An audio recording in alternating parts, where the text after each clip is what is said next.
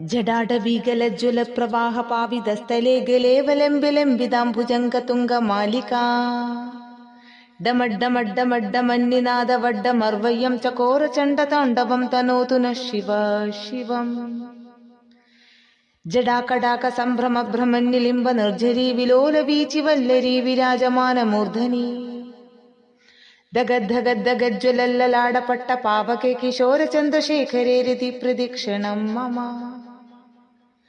धराधरेन्द्रनन्दिनी विलासबन्धुबन्धुरस्फुरदृगन्धसन्दधि प्रमोदमान मानसे कृपाकटाक्षधोरणे निरुद्धदुर्धरापदि क्वचिच्चितम्बरे मनोविनोदमेधुवस्तुनि जडाभुजङ्गपिङ्गलस्फुरत्फणामणिप्रभा कदम्बकुङ्कुमद्रवप्रलिप्तदिग्गदुमुखे मदान्तसिन्दूरस्फुरत्वगुत्तरीयमेधुरे मनोविनोदमद्भुतं बिभर्तुभूतभर्तरि।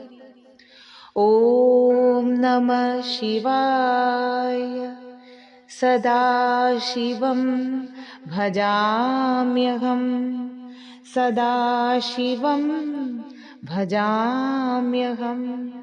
ॐ नमः शिवाय। सहस्रलोचन प्रभृत्य शेषलेख शेखर प्रसूलिधूलिधोरणे विदूसराङ्घ्रिपीडभू भुजङ्गराजमालया निबन्ध जाड जूटकश्रिय चिराय जायदां चकोरबिन्दुशेखर ललाडचत्वरज्ज्वलद्धनञ्जय स्फुलिङ्गफानिपीतपञ्चसायकं नमनिलिम्बनायकं सुधामयूखलेखया विराजमानशेखरं महाकपालि संवदे शिरोजडालमस्तुना कराळफालपट्टिकब्दगद्दगद्दगज्ज्वलद्धनञ्जय दरीकृतप्रचण्डपञ्चसायके दराधरेन्द्रनन्दिनी कुजाग्रचित्रपत्रकप्रकल्पनेकशिल्पिनी त्रिलोचने मतर्मम। नवीनमेघमण्डली निरुद्धदुर्धरस्फुरल् कुहूनिशीदिनि तमप्रबन्धबन्धकन्धर निलिम्बनिर्झरीधरस्तनोदकृति सुन्दुर कलानिधानबन्धुर श्रियं जगद्धुरधर। ॐ नमः शिवाय। प्रफुल्लनीलपङ्कज प्रपञ्चकाळिमप्रभा बिडम्बकण्डकन्धरा रुचिप्रबन्धकन्धरम् स्मरच्छिदं पुरच्छिदं भवच्छिदं मखच्छिदं गजच्छिदन्दकश्चिदं तमन्दकश्चिदं भजे।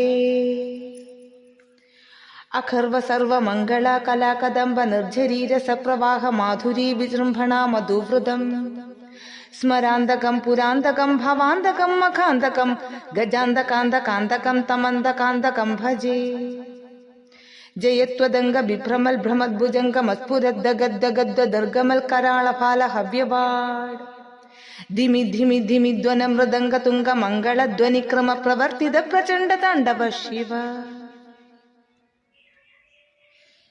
दृषद्विचित्रतल्पयोर्भुजङ्गमुक्तिकस्रजोर्गरिष्ठरत्नलोष्टयो सुहृदि पक्षपक्षयो तृणारविन्द चक्षुषो प्रजामही महेन्द्रयो समं प्रवर्तयन्मन कदा सदा शिवं भजे। कदा निलिम्बनिर्झरी नुकुञ्जकोडरेव सन्निमुक्तदुर्मदि सदा शिरस्तमञ्जलिं वहान् विमुक्तलोललोचनोललामफाललग्नक शिवेदि मन्त्रमुच्चरन् कदा सुखी भवाम्यहम्।